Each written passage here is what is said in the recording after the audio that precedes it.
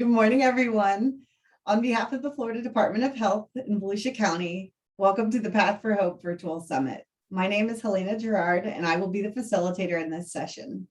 You have joined the session titled, How Do They Do It Up There? This session is being recorded, and all participants will be muted during the session. There will be question and answer time at the end of the session for you to pose questions. You may raise your hand using the reaction button at the bottom of your screen, and then we will call on you and allow you to unmute yourself. You may also submit questions during the presentation in the chat box, and we will pose them to Kyle at the end of the session if time allows. If you have requested CEUs for this session, please indicate your presence by responding to a pop-up poll at mid-session.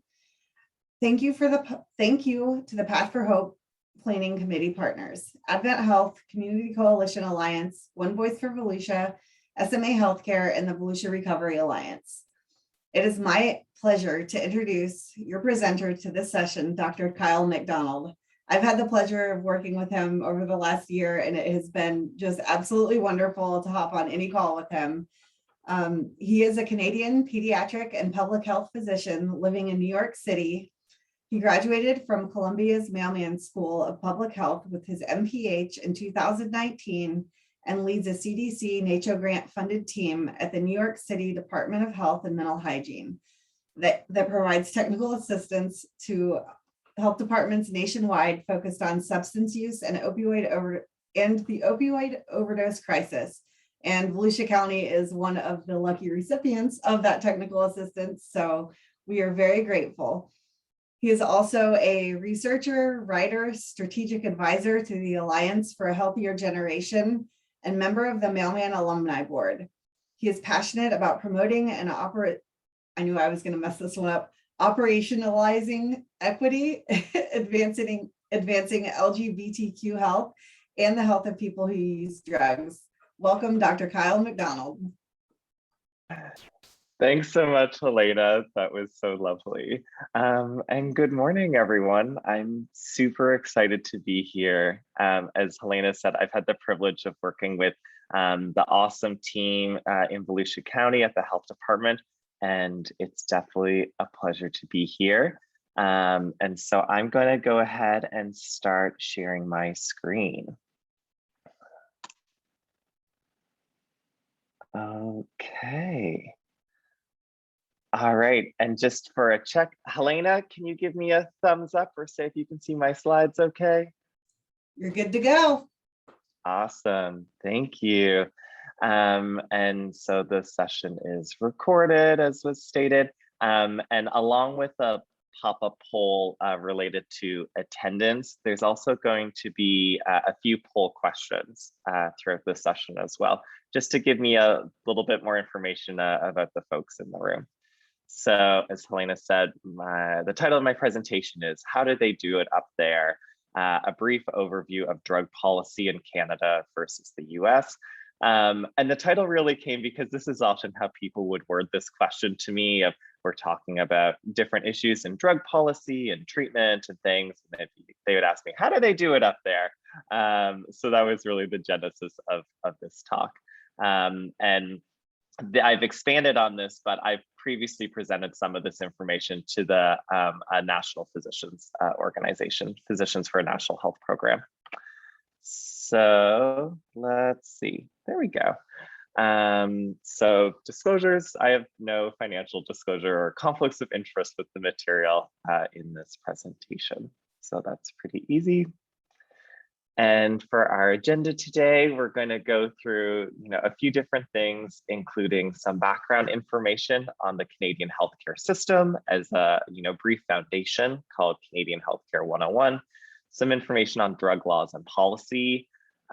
We'll compare and contrast the opioid overdose crisis in Canada versus the US, and touch on areas like access to treatment, and including things like decriminalization, as well as next steps, lesson learned, and we'll definitely have time for Q&A. So looking forward to that.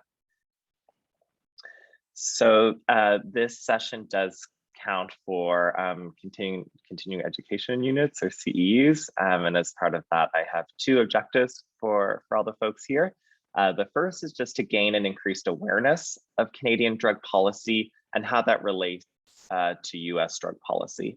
And the second is to consider what lessons could be learned from Canada and the Canadian experience, and how could they be applied to an American context, specifically, for folks in Volusia County and Florida. So just keep those in mind, because there'll be some questions for you all as part of the evaluation at the end.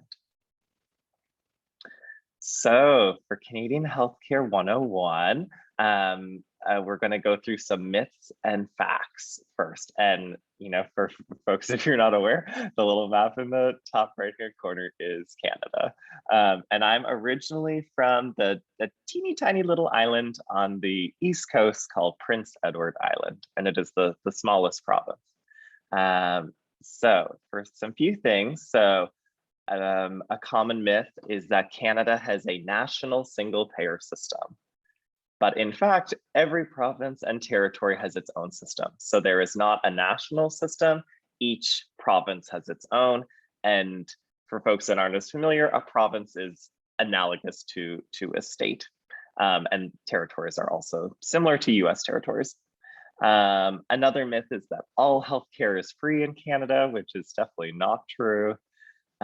Medically necessary services are free. Medically necessary is defined as things like doctor's visits or care in a hospital, but a lot of other things are not automatically free. So things like prescription drugs, vision care, dental care, home care, etc., are things that are partially subsidized but are not free. So another myth is that the government covers 100% of healthcare costs. So again, definitely not true.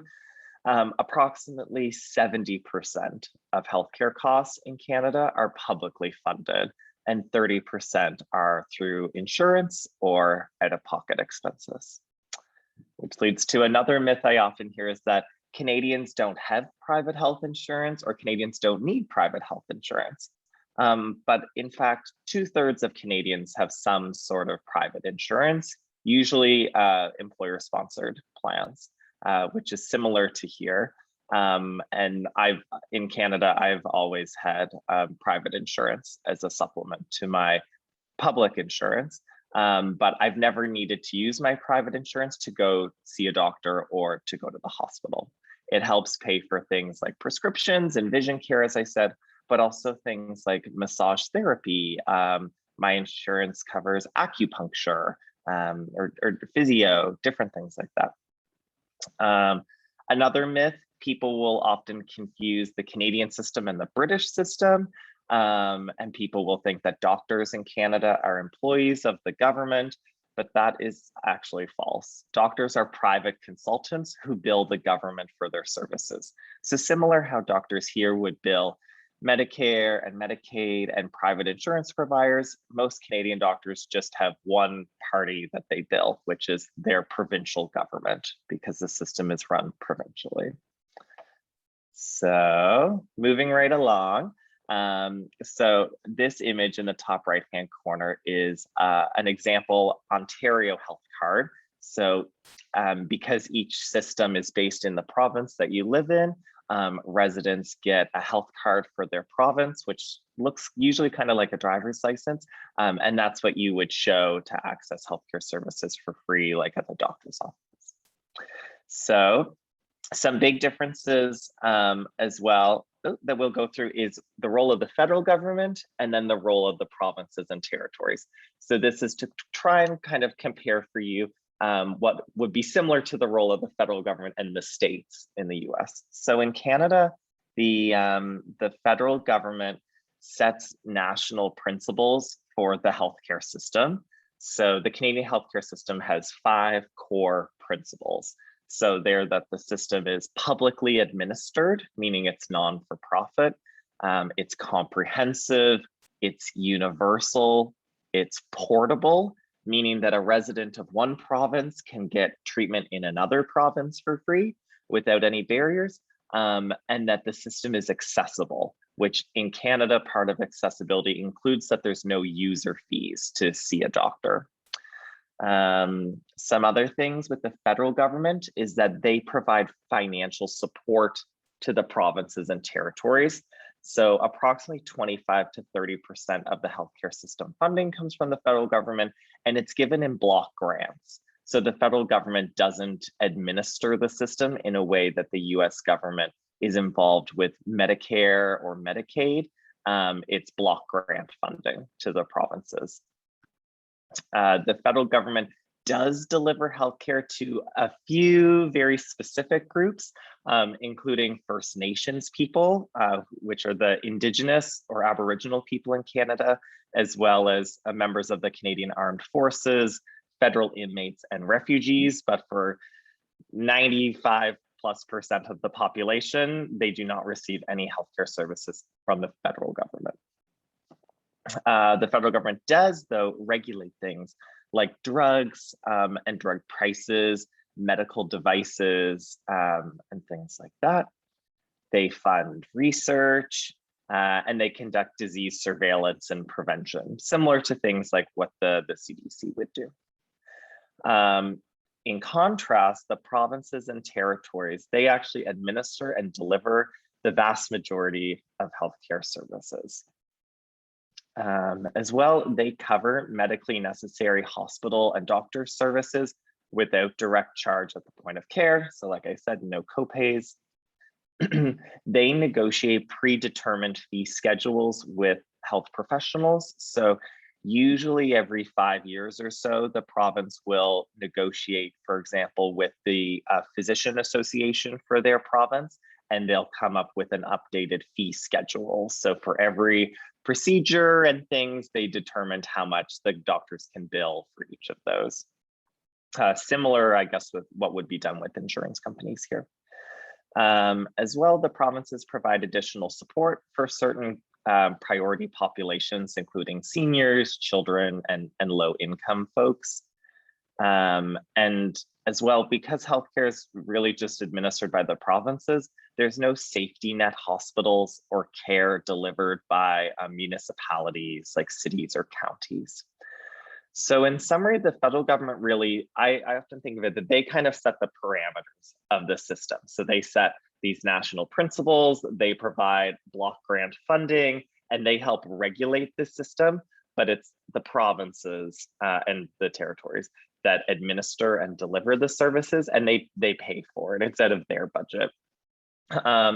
As well, something else that I would say is really important to understand is that, at least in my opinion, the Canadian system is arguably much more progressive or much more libertarian, kind of depending how you look at it, in that, for example, there are no federal regulations or restrictions on abortion, and there have not been any since 1988, so over 30 years. There's no age of consent for medical procedures outside the province of Quebec, where it's 14. But for example, I trained in pediatrics in Ontario. There is no age of consent in Ontario. Consent is determined based off of competence, and that's determined by the healthcare provider. So I've had like you could have a 10-year-old consent to a procedure. You don't need the parents to co-sign it. Age in and of itself is not enough to say that someone can't access a procedure. As well, in Canada, medical assistance in dying, which some people would call physician-assisted suicide, has been legal nationwide since 2016. And people were actually surprised it's not used as much as had been anticipated. That is currently not available to children and teens and is exclusively available for adults. And I think there's a few different reasons why the system doesn't have these kind of restrictions.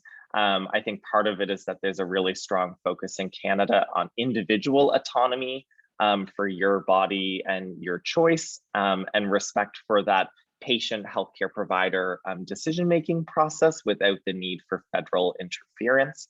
As well, Canada doesn't have nearly as strong of a socially conservative or evangelical voting bloc as there is in the US. And so issues more like social or kind of culture war issues just aren't as potent in Canada. So moving right along, we should actually do one of the questions, one of the poll questions. So Kasia, could you do the first one? I was going to do it like a slide or two earlier, but let's do it now.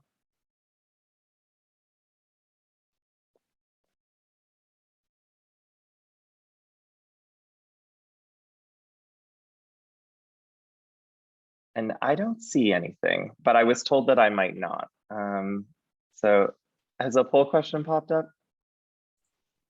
There's a Yep. poll question up now. We have about 9 responses. Awesome. Okay. And how many folks are in the room? Was it 10? There are 13. Oh, okay. Perfect. Yeah, happy to wait another minute.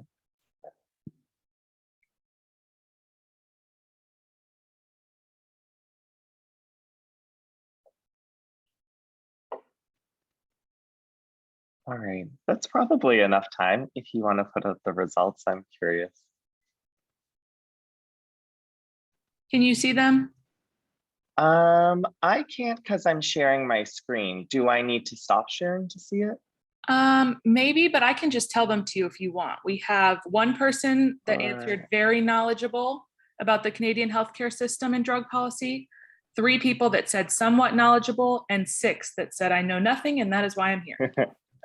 Awesome. Okay, that's great. Thank you. All right, so I learned something too. Great to kind of check in with folks, but also I can see the results if I just swipe over my screen. So that worked out well. All right, so we're going to talk a little bit more on drug laws and policy. So since we spoke a little bit about a few legal differences, some important things for you to know is that, for example, criminal law, including drug laws, are the exclusive domain of the federal government. So unlike the US, where criminal law, there's both state criminal law and federal criminal law, in Canada, the provinces and territories cannot pass any criminal law. That's the exclusive domain of the federal government, meaning that it is standardized across the board. But drug services are delivered by the provinces and territories. So again, the federal government sets the parameters and the provinces provide services as well. So an implication of this fact is that, for example, whenever Canada legalized cannabis in 2018, that occurred nationwide because that was under criminal law. And so whenever the federal government changes criminal law, it affects everyone equally. Another point is that although this is the case, Canadian law is heavily influenced by pressure from the US government to be tough on drugs and to kind of perpetuate the war on drugs. I know even going back to like the Great Depression and during World War II, the Canadian government was doing a lot of research on cannabis at that time and didn't have the same racialized discrimination necessarily around cannabis as the US government exerted, in particular over folks from Mexico and Latin America. And so the US government pressured the Canadian government to criminalize cannabis to follow lockstep with them. So that is a big factor. Interestingly, a federal commission first recommended legalization for simple possession of cannabis back in 1972, but it wasn't legalized until 2018, so like 50 years later, which is pretty remarkable. Interestingly, that federal commission was during the time of Prime Minister Pierre Trudeau, and cannabis was legalized under Pierre Trudeau's son, Justin Trudeau, when he was Prime Minister. As well, Canada's first supervised consumption site, which sometimes are referred to as supervised injection facilities. The first one's called Insight, and it opened in Vancouver in 2003, although it had been operating underground for at least a decade. And today there are at least 39 supervised consumption sites across the country. And so it's also important, as I mentioned, the federal government sets drug laws, but because the provinces run the healthcare systems, they're really left picking up the pieces from the negative health and social consequences of the war on drugs and drug criminalization. Can we go to the second poll question, please? And I'm going to type over. Oh, perfect. So I can see it too. So let's see what folks think. So this question says, do you expect that the opioid overdose crisis mortality rate is worse in Canada or the US? Because that's what we're getting to next.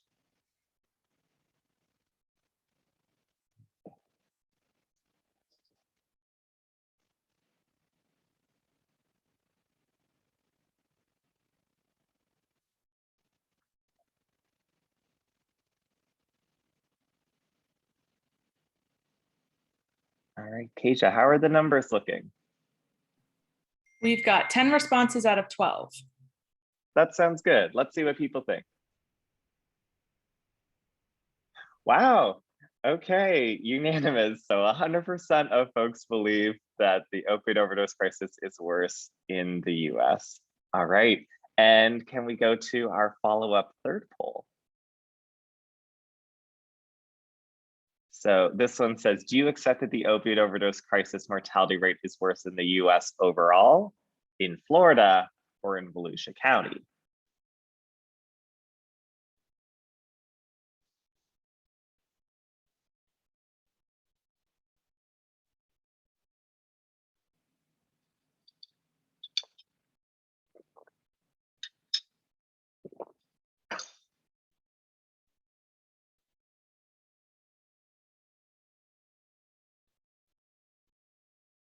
Okay. Okay, all right. And so interesting results. So 60% of folks think it's worse in the US overall, 10% said worse in Florida, and 30% said the worst in Volusia County. So thank you for that. So let's go and see what the numbers show. So we'll do a little bit of compare and contrast between Canada and the US on the opioid overdose crisis. So in Canada, although it's a national crisis similar to the US, the highest burden is focused in Western Canada and Northern Canada. Whereas in the US, although also a national problem, the highest burden is concentrated in the East, especially in the Midwest and Appalachia, although no part of the country has been spared. As well, it is really fueled in Canada by fentanyl overdose deaths, and which is the same here. Interestingly enough, and this is a scary development that I haven't seen as much in the US, but because the drug markets are so interlinked, it will probably occur here. So I know this year in Toronto, in Ontario, anywhere from 50 to 75% of drug samples with fentanyl also contain benzodiazepines. And benzodiazepines, or benzos, are like a type of downer, which cannot be reversed by naloxone or Narcan. So sometimes people will refer to it as like naloxone resistant overdoses or naloxone resistant fentanyl.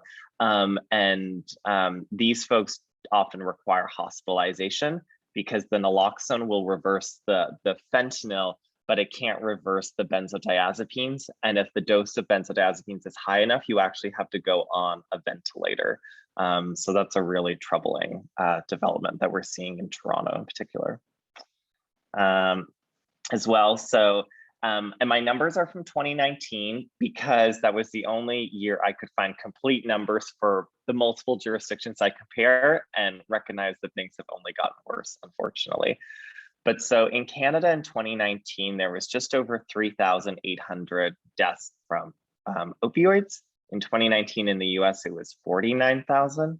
But looking at that in a per capita rate is what's really important to put those numbers into context. So in Canada, nationally, the mortality rate in 2019 was 10.2 people per 100,000. And the place with the greatest burden is British Columbia, really concentrated in their largest city in Vancouver. The rate was 19.6 per 100,000 deaths. To compare, The mortality rate in the US nationally was 21.6 per 100,000. So more than double the Canadian rate, and even higher than the most burdened jurisdiction in Canada. Compared to the US rate, the rate in Florida was 27.1 deaths per 100,000.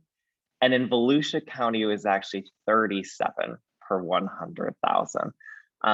So then this data comes from the Florida Health Chart Substance Use Dashboard, whereas my national data comes from the CDC Health Center for Health Statistics. So this is really, really shocking, especially for me, where coming from Canada, we think of what's happening in British Columbia is an absolute catastrophe. And just to put it in context, that the mortality rate in Volusia County is about double what it is in British Columbia. So moving right along, let's see, what can we do about it? So in Canada, I'm going to focus on a few different areas of causes and some solutions that we'll dive into a bit more. So one cause that's fueling the opioid overdose crisis is the overprescribing of opioids, which is very similar here. And a few solutions that have been put into place are things like prescription monitoring programs, which are now quite common in the US, provider education on judicious prescribing, and things like the promotion of alternatives for pain management. That is one area that I've noticed that is quite different here. Like in Canada, my private insurance covered things like acupuncture and massage therapy and physio, but maybe I don't have very good insurance here, but my private insurance here through Aetna does not cover massage therapy or acupuncture, which a lot of folks in Canada will use as part of alternatives in pain management. A huge factor for the opioid overdose crisis in Canada is the toxic drug supply. Of that, it's not that people are specifically dying of overdoses from cocaine or from heroin, but it's from the fentanyl that's being incorporated into different drugs. So there's been a lot of strategies to deal with this, including things like supervised consumption sites, which I'll get into more of, overdose prevention sites, which would include things like syringe programs, what's called opioid agonist therapy, or OAT in Canada.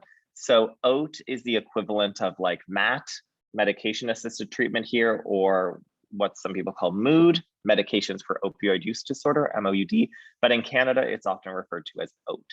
And OAT includes things like methadone and buprenorphine, but a lot of really innovative alternatives like injectable heroin and slow release oral morphine, which are not allowed in the US. Another strategy has been to limit federal government regulations, which we'll get into more, increasing access to harm reduction supplies and drug checking with things like fentanyl test strips and drug checking machines, as well as opioid vending machines, which is a really novel solution, which we'll touch on more in a bit. And a third area that I think is really important to highlight is stigma, the stigmatization of substance use, and criminalization. So there's been a few things, a few areas of movement in this regard. So cannabis legalization occurred nationally in 2018, which has really shifted the conversation around substance use. There's been discussions of decriminalizing more drugs or all drugs for personal use, which can only be done by the federal government. There's efforts to repeal mandatory minimum sentencing for drug possession, as well as reduction in drug charges for simple possession, and a lot of media campaigns working to highlight and address stigma of people who use drugs, as well as mental health in general, because there's often an interconnection there. So let's dive a little bit deeper. So for access to medications, in Canada, there are no federal regulations for methadone or buprenorphine. Buprenorphine has never been federally regulated. It was approved and is regulated no different than how Advil or Tylenol would be. Methadone did have regulations more similar to how it is in the US, but that was gradually changed starting in the 90s. So first, the federal government started to transfer oversight to the provinces, and then all federal regulations were removed in 2018. And this was a direct response to the opioid overdose crisis, meant to reduce regulatory burden and cut red tape and increase access to care. As well, in Canada, each province, because they each run their own system, they determine what medications are covered. So in British Columbia, for example, there's 5 different approved treatments for opioid use disorder. Whereas in Alberta, which is just next door, there's only 2 treatments. So that can be a challenge. Whenever the system is run by each province, you can get a wide range of variability. So in British Columbia, for the 5 OAT treatments, opioid agonist therapies, the options are 3 oral medications, Suboxone, the buprenorphine naloxone combination, methadone, and slow release oral morphine, or SROM. And then there's 2 injectable treatment options. There's self-administered injectable diacetyl morphine, which is like AKA heroin, and injectable hydromorphone. And hydromorphone is 5 to 10 times more potent than regular morphine. And so just for, if folks are worried, those medications are not given out lightly by any means, but they are options for folks that other treatments haven't worked. And the alternative would be that they would be buying drugs off the street. As well, the provinces determine who can prescribe. There's no patient limits or caps, unlike drugs like buprenorphine. There's no like X waiver either. Prescriptions are available from pharmacies. So I have a cousin with a history of opioid use disorder, and she's taken both methadone and Suboxone previously, and she would get both of those from the pharmacist the way she would get birth control or anything else. There's no like methadone clinic. We also have what are called managed opioid programs, which there's only a handful in the country, and it's a pretty innovative strategy to tackle opioid use in folks that are also often chronically dealing with homelessness.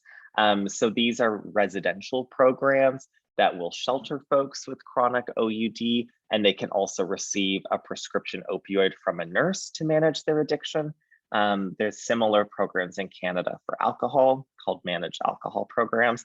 They're not available across the country, but it is something that's available in some cities, which can be really great where for folks, if they've tried every treatment under the sun and nothing works, sometimes just providing folks with a safe supply is the safest thing we can do to keep folks alive.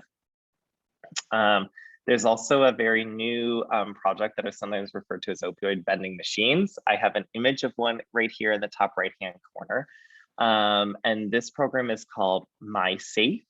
And it's a federally funded program that dispenses medical grade hydromorphone, which is similar in principle to, in a hospital situation, what's called PCA, or patient controlled analgesia. So for folks that haven't worked in an inpatient setting, research has shown that in many circumstances, patients are actually better at dosing their own pain and managing it than it being controlled by a doctor, especially whenever you're trying to wean folks down off of pain medication.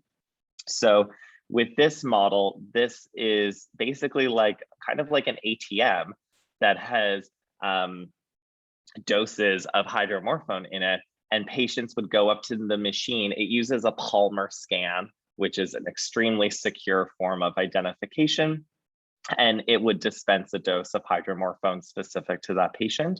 The cost per dose is about 25 to 30 cents per dose. So if you think like 3 doses would be about $1, but the cost on the system if someone has an overdose is often thousands of dollars in in healthcare fees, in legal and sometimes criminal justice, police, ambulance, all of the above, as well as the potential, of course, the potential harm and burden for the individual that they could overdose and potentially die.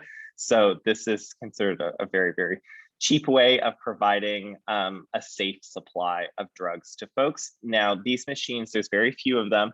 Currently, there's about 4 in the country, and they can each only have 20 patients. So there's around 80 people nationwide. So this is not like for thousands of people. But so far the program's been deemed successful, and they're planning to roll out at least another 15 machines over the next year in a few provinces, including British Columbia, Ontario, and Nova Scotia.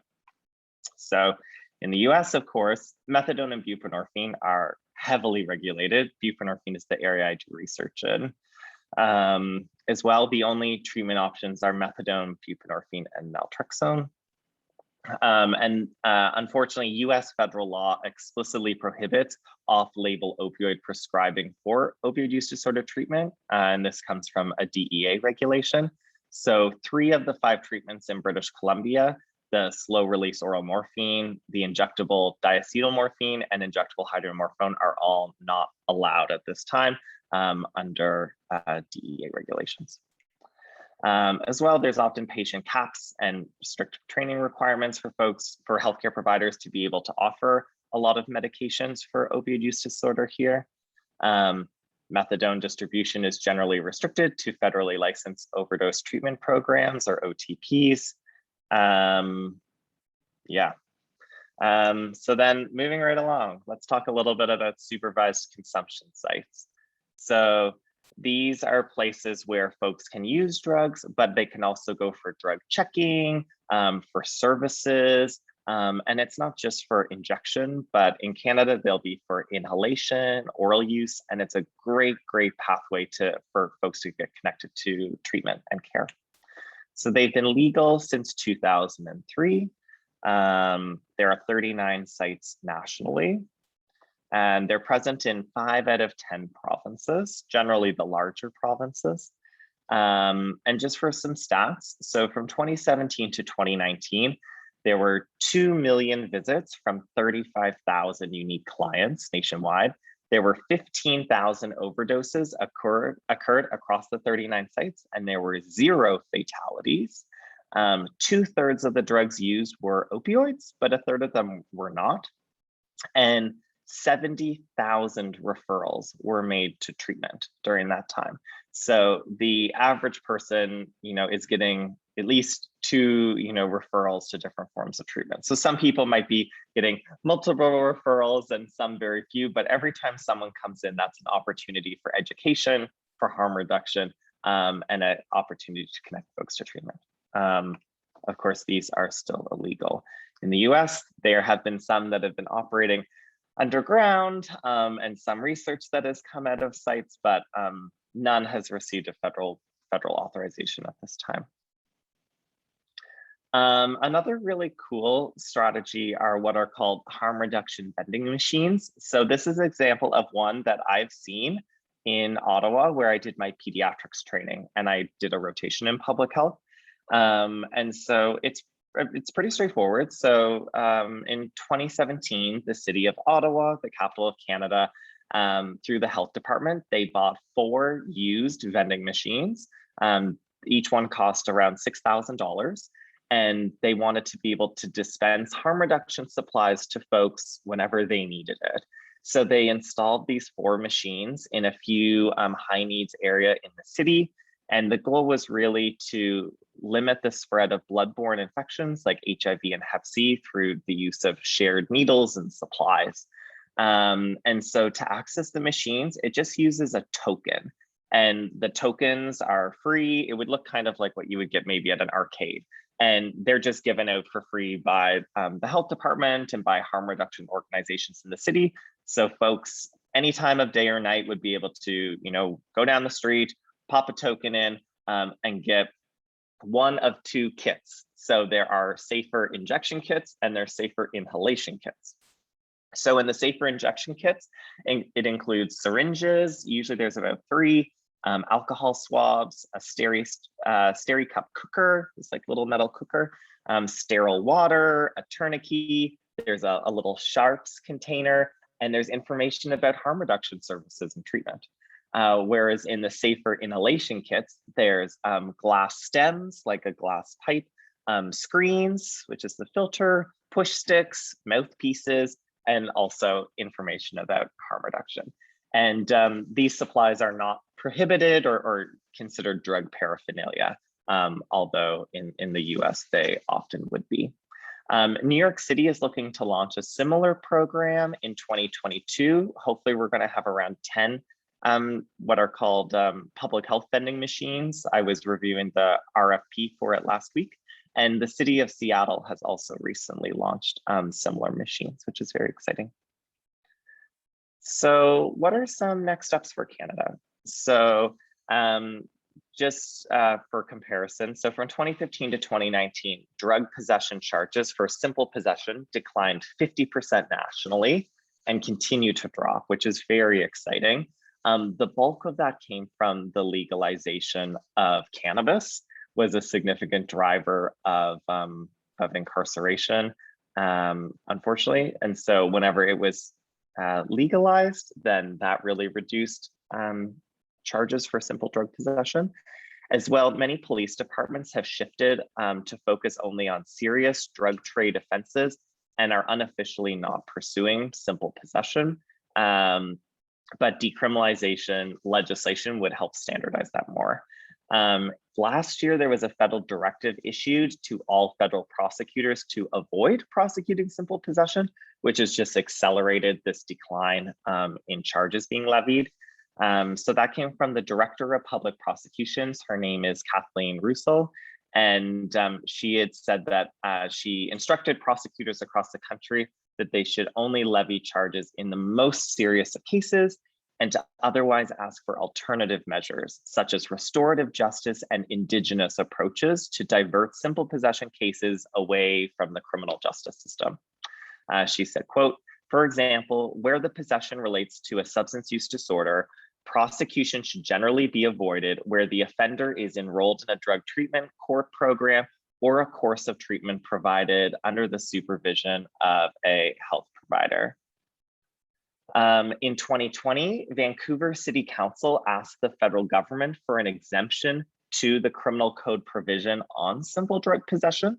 And so this came from a collaboration between the city, the police department, and public health officials. And they've worked to actually set thresholds for what they consider simple possession for 15 common illicit substances. And they submitted that framework to the federal government. Those found in possession of less than the threshold would not face any criminal, financial, or administrative penalties. As well, the city of Toronto, kind of in following suit, has submitted a similar proposal to the federal government as Vancouver just this year. And now the city of Montreal is doing something similar. And I think just for context, because I focused a lot, and I've mentioned several times Toronto and Vancouver in particular, and I think something that folks should know is that in Canada, in Parliament, in our federal house, the three largest cities of Toronto, Montreal, and Vancouver account for a third of all federal districts.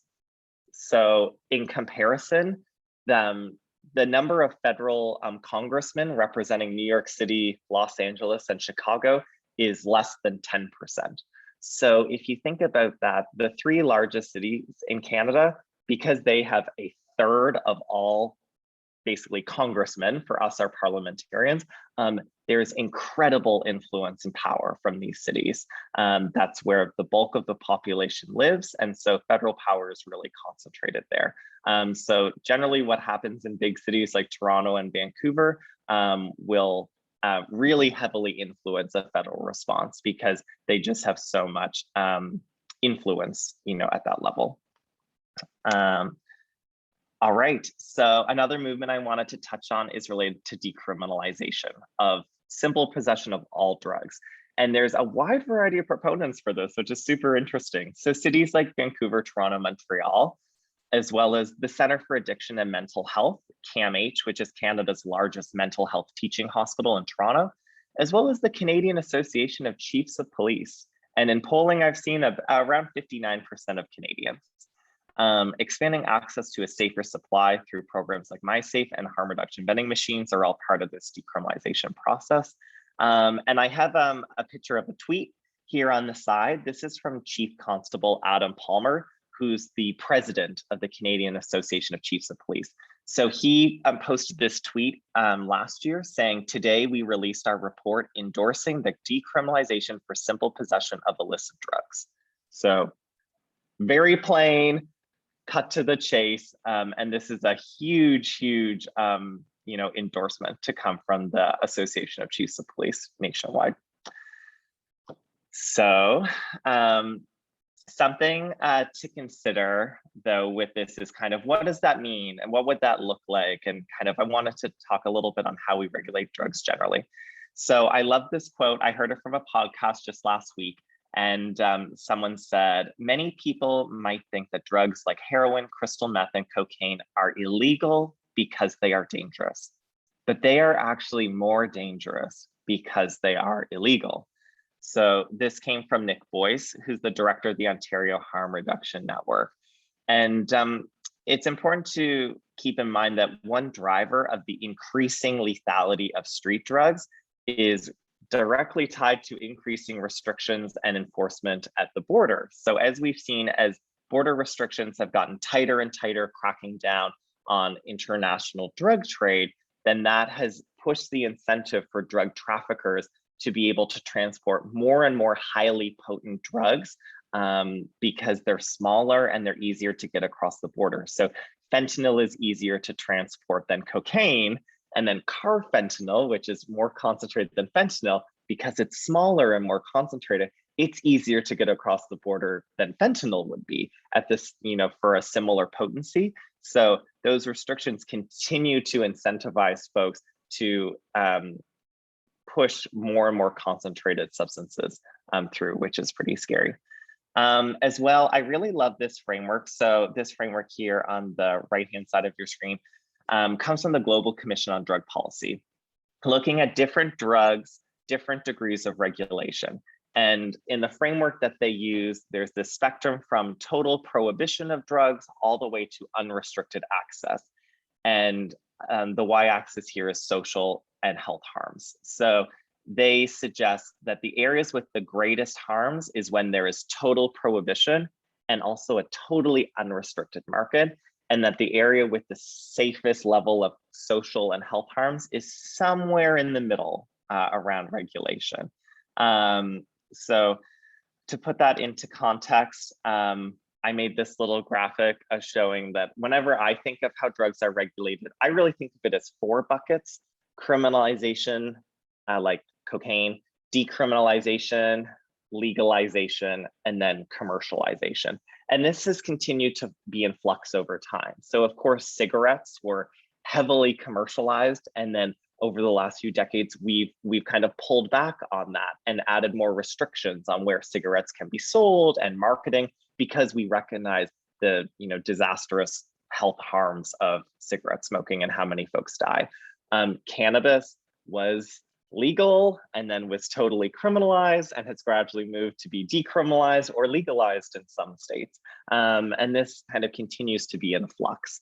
I often think too, especially this year being the 50th anniversary of the war on drugs commencing, it's important to keep in mind that this isn't the first time that we've had a war on drugs. Prohibition is a really powerful example, which lasted from 1920 to 1933. And prohibition ended in catastrophic failure. Profits of alcohol sales were fueling organized crime. Thousands of people died from alcohol poisoning due to the unsafe supply, and communities and states were left picking up the tabs for health and social costs. Interestingly, when prohibition ended, the alcohol revenue that it generated just from alcohol taxes alone accounted for approximately 8% of all federal income in 1933, which is crazy. And that money was really needed. It came during the Great Depression, and that helped fund a lot of FDR's New Deal programs, which coincidentally were launched in 1933, coinciding with the end of Prohibition. So I think that's pretty interesting. So just as we're wrapping up, some things to kind of some take-home messages I want folks to know about the Canadian system is that everyone's insured, there's no out-of-pocket expenses to see a doctor. Opioid addiction treatment is not federally regulated, so it's a lot easier to access. But some problems are that there's a lot of variation from province to province because every system's a little different. There are more treatment options available, and there is a really strong focus on harm reduction and individual choice, really moving away from that kind of punitive, moralized, or criminalized approach, and really looking at it from a public health harm reduction lens.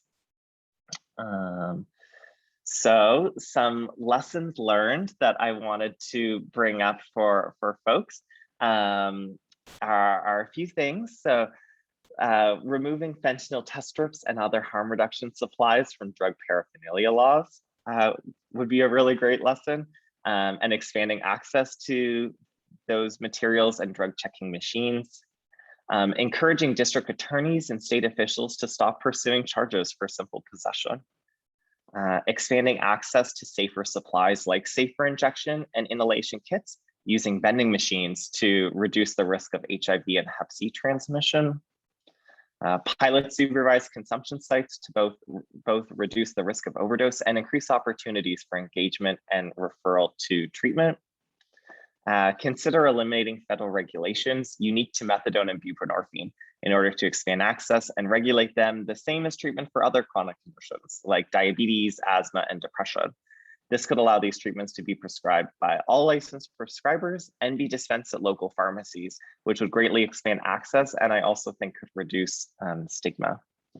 And learn from the experience of cannabis decriminalization and legalization efforts, and consider what lessons could be learned and applied to other drugs.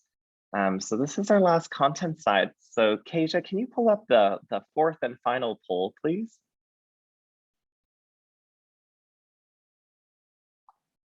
So, and this one says, which of the following initiatives used in Canada do you think would be easiest to implement in your county or state? And I have 4 options up there. Remove fentanyl test strips and other harm reduction supplies from drug paraphernalia laws. Launch harm reduction vending machines so people can access supplies when they need them.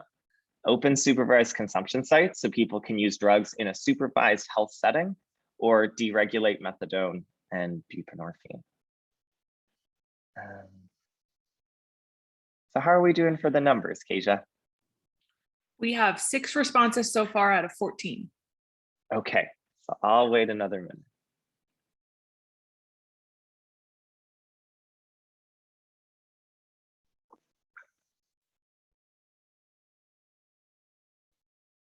All right, and because I do want to leave time for questions, feel free to go ahead and close the poll. Okay, great, thank you. So we had 3 respondents pick the first option of removing fentanyl test strips and harm reduction supplies from paraphernalia laws. The biggest one, 4 out of 9 respondents, talked about launching vending machines, and 2 out of 9 selected open supervised consumption sites. And yet that last one, deregulate methadone and buprenorphine, that can really only happen at the federal level. So exactly right. All right, so these are my references. And now there's time for questions. So thank you so much, everyone. Thank you so much. We have some great, I don't know if you can see the chat or not, but I definitely encourage anyone to raise your hand so we can unmute you if you'd like to share, or if you would like to enter questions in the chat. We have lots of thank you, great, and I can read them. Great information on this presentation.